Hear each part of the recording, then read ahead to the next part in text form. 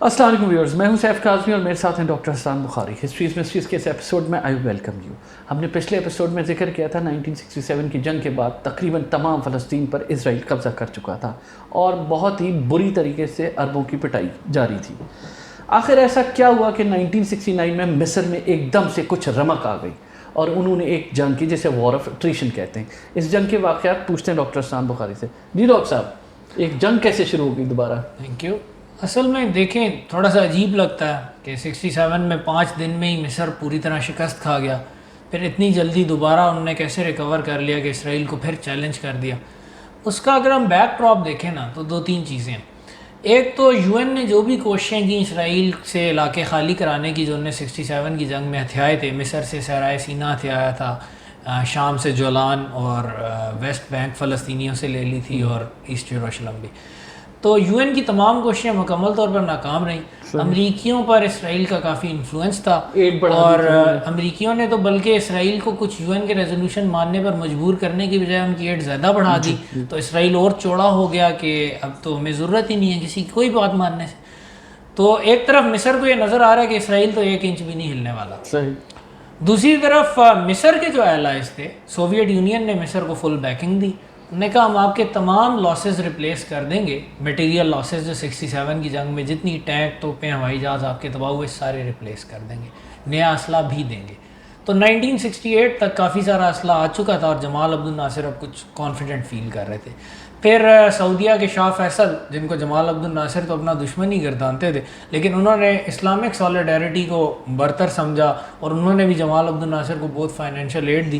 اس کی بیس پر جمال عبد الناصر نے سوچا کہ اب ہم ایک نئی کانفرنٹریشن کر سکتے ہیں، کیونکہ ورنہ تو اسرائیل ادھر فریز کر رہا ہے سچویشن کو، سینائی پر قبضہ جمائے بیٹھے ہیں، نہر سویز کے کنارے پر بیٹھے ہیں۔ اسرائیل نے نہر سویز کے کنارے پر بار لیو لائن کے نام سے فورٹیفیکیشنز اور قلعہ بندیاں شروع کر دی تھیں۔ اس سے یہ لگ رہا تھا کہ اسرائیل جو ہے وہ تو پرماننٹ آکوپیشن کے موڈ میں ہے، سینائی میں کچھ انہوں نے یہودی بستیاں بھی قائم کرنا سٹارٹ کرنی شروع کر دی تھیں۔ تو جمال عبد الناصر واز وریڈ، تو the only way he could see to change the situation کہ ہم ایک نیا کانفلکٹ شروع کریں۔ پھر پچھلی جنگ موبائل جنگ تھی، اس میں اسرائیل نے بہت جلدی ناک آؤٹ پنچ ڈیلیور کر دیا۔ ابھی انہوں نے کہا ہم وار آف ایٹریشن کریں گے، ہم کلوز کوارٹر کامبیٹ کریں گے جس میں دونوں سائڈز کا نقصان ہوگا، لیکن ہماری مین پاور اسرائیل سے زیادہ ہے اور ہمارے اور اسرائیل کے بیچ میں نہر سویز بھی ہے، تو اسرائیل اس طرح کی سویپنگ آرمر سٹروکس وغیرہ نہیں کھیل سکے گا جو کہ ہماری پوری آرمی کو ایک ہی حلے میں تباہ کر دے۔ جنگ جاری رہے گی لو انٹینسٹی پر، لیکن جاری رہے گی، آرٹلری فائر کے ذریعے دونوں سائڈز کا نقصان ہوتا رہے گا اور ان دی اینڈ پروپورشنیٹلی اسرائیل کو زیادہ نقصان برداشت کرنا پڑے گا۔ تو that was the state of mind جس میں انہوں نے کہا کہ وار آف ایٹریشن کو لانچ کیا جائے۔ تو مارچ 1969 میں پھر انہوں نے وار آف ایٹریشن کو لانچ کر دیا۔ ڈاکٹر صاحب، اس جنگ میں مصر جو تھا وہ تیار تھا کہ کچھ اس وقت مزہ چکایا جائے یا کچھ نہ کچھ اسرائیل کو سبق سکھایا جائے۔ مقاصد کیا تھے اس کے؟ دیکھیں جو ایمز ہیں بڑے کلیئر کٹ ان کے ایمز تھے۔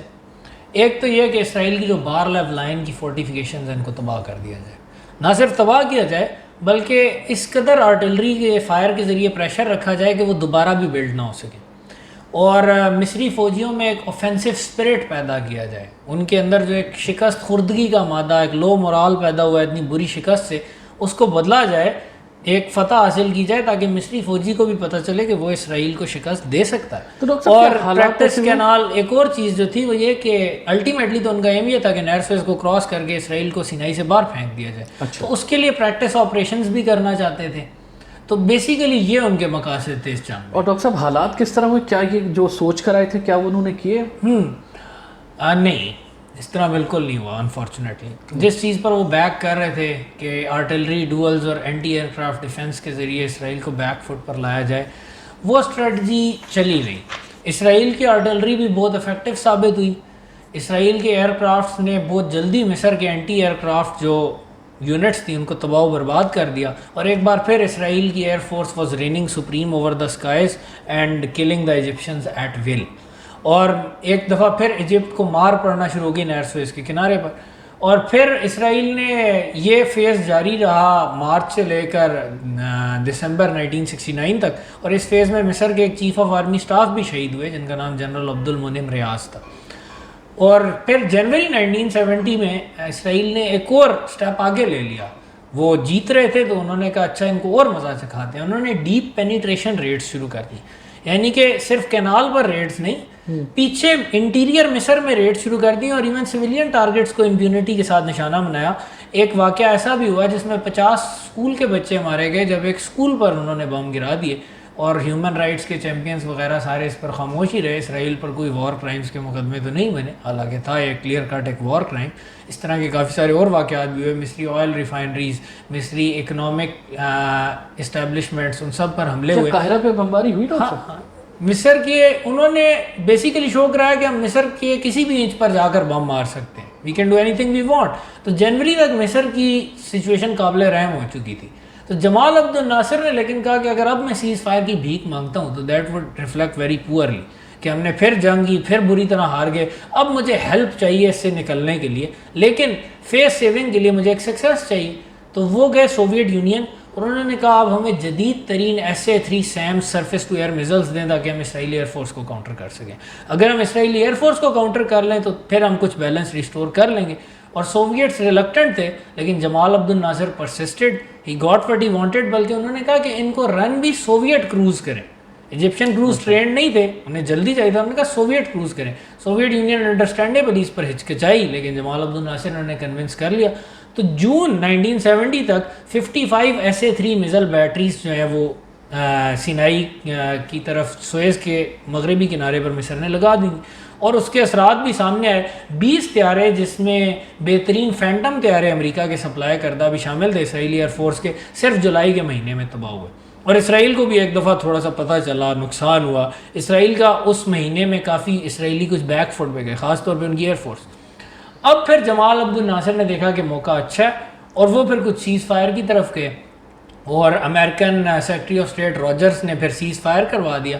تو اگست 1970 میں پھر سیز فائر ہو گیا اور وار آف ایٹریشن اختتام پذیر ہو گئی. اس کے اندر مطلب مصر نے کچھ نہ کچھ ضرب لگائی اسرائیل کو, آپ یہ کہہ رہے ہیں؟ کچھ نہ کچھ, جی ہاں, ون سائڈڈ کانفلکٹ نہیں ہوا 6 ڈے وار کی طرح, یعنی کہ مصر اپنے ایمز اچیو نہیں کر سکا, لیکن ایٹ لیسٹ انہوں نے کچھ مقابلہ کیا.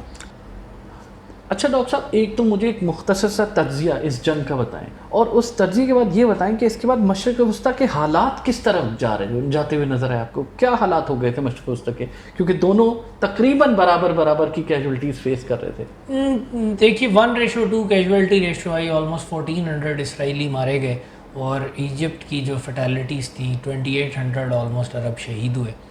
اور اگین لیکن مصر کی آبادی کافی زیادہ تھی اسرائیل سے, تو یہ ایک ایسی ریشو تھی جس کو بہت زیادہ ان ایکسیپٹیبل نہیں کہا جا سکتا, گیون دا فیکٹ کہ اسرائیل کو ٹیکنالوجیکل اور کوالٹیٹیو سپیریورٹی بھی حاصل تھی. لیکن آن دا فیس آف اٹ بندہ کہتا ہے کہ ایٹریشن کی اسٹریٹجی مصر کو سوٹ کرتی تھی, لیکن پھر یہ لڑائی کیوں فیل ہو گئی, کیوں جمال عبد الناصر کو سیز فائر ایکسیپٹ کرنا پڑا؟ جمال عبد الناصر نے خود کہا کہ by continuing attrition we are bleeding ourselves to death, ہم سے اسرائیلی قابو میں نہیں آ رہے. وجوہات لیکن وہی تھیں, ایک تو اسرائیلیز ور بیٹر ٹرینڈ, بیٹر موٹیویٹڈ, اور یہ چیز جمال عبد الناصر نے بھی ریئلائز کر لی کہ ہمارے اب ٹریننگ کا یہ حال ہے کہ سوویٹس سیمس کو آپریٹ کرنے کے لیے بلائے جا رہے ہیں. تو اب انہوں نے جو اس سے نتیجہ نکالا وہ یہی تھا کہ ہم نے اب اپنے فوجیوں کی ٹریننگ اور موٹیویشن کو بہتر کرنا ہے, اور اس کے بعد ایک پراپر کینال کراسنگ آپریشن کی طرف جانا ہے. یہ ایٹریشن جو ہے یہ ہمارے اوپر زیادہ بھاری پڑی ہے, کیونکہ مین فار مین فیکٹر میں اسرائیل بہت آگے ہے, لیکن اب ہم نے اسرائیل کو سرپرائز کرنا ہے ایک اسٹرانگ کینال کراسنگ آپریشن سے, اور اس کے لیے ہمیں بہت ساری ٹریننگ چاہیے. اور ایک چیز جو اس جنگ سے دوبارہ واضح ہوئی کہ ایئر پاور کا بہت رول ہے, اور ایئر پاور میں مصری ایئر فورس بالکل ایسے تھی کہ اسرائیل کے آگے واک اوور کر جاتی تھی. تو اس کا حل جو انہوں نے نکالا وہ یہ تھا کہ ہم surface to air measles use کریں گے, سیم امبریلا بنائیں گے, ایک پوری سیم امبریلا بنائیں گے کہ اسرائیل کا کوئی طیارہ پر بھی نہ مار سکے پوری سویز کینال کے اوپر, اور پھر ہم سویز کینال کراس کرنے کی طرف جائیں گے. اور الٹیمیٹلی 73 کی جنگ میں یہ ہوا بھی, یہ چیز انہوں نے وار آف ایٹریشن سے سیکھی.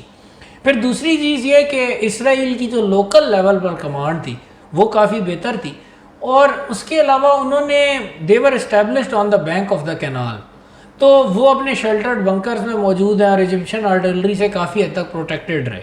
لیکن جو ایجپشینز تھے دے سفرڈ مور, کیونکہ اسرائیل کی ایئر فورس بھی مسلسل اوپر سے پاؤنڈ کر رہی تھی. جو عرب دنیا پر اثرات ہوئے اس میں سب سے میجر جو اثر ہوا یہ ہوا کہ جمال عبد الناصر کی طرف سے اس سیز فائر کو فلسطینیوں نے, یاسر عرفات وغیرہ نے ایک بیٹریل سمجھا, انہوں نے یہ کہا کہ اب تو جی جمال عبد الناصر بھی اسرائیل سے اس نے بھی جنگ روک دی ہے اور ہمارے لیے تو کچھ بھی نہیں ہوا. یعنی جمال عبد الناصر کہتے تھے کہ اسرائیل سے جنگ جاری رہے گی جب تک فلسطینیوں کا مسئلہ کو حل نہیں ہوتا, لیکن ایسا کچھ بھی نہیں ہوا اور انہوں نے تو سیز فائر کر لیا. اسرائیل سے انہیں اتنا زیادہ پریشر پڑا ہے کہ انہیں سیز فائر کرنا پڑا. تو انہوں نے کہا کہ اب خود ہی کچھ کرنا پڑے گا. تو جو کرامہ کی لڑائی کے بعد جس کا ذکر ہم نے پچھلی ایپیسوڈ میں کیا تھا, اس کے بعد جو ٹینشن تھی جارڈینین گورنمنٹ اور فلسطینیوں کے درمیان, وہ اور شدت اختیار کر گئی. فلسطینی اور زیادہ ہائپر ایکٹیو ہو گئے اور ان کو شاید یہ چیز لگنے لگی کہ اب جب تک ہم اپنی ایک اسٹیٹ نہیں لیتے تب تک ہمارے مفادات کا تحفظ نہیں ہو سکتا. اور اس کے لیے ان کی نظر انتخاب پڑی جارڈن پر جس میں فلسطینیوں کی اکثریت تھی. And that was actually the final straw which lead to the tragic events of Black September, کہ یہ جو سیز فائر تھا وار آف ایٹریشن کا یہ لاسٹ اسٹرا ثابت ہوا. اور انہوں نے کہا اب ہم فیصلہ کن ایک کارروائی کریں گے, اور وہ پھر ریزلٹ ہوئی بلیک سپٹمبر.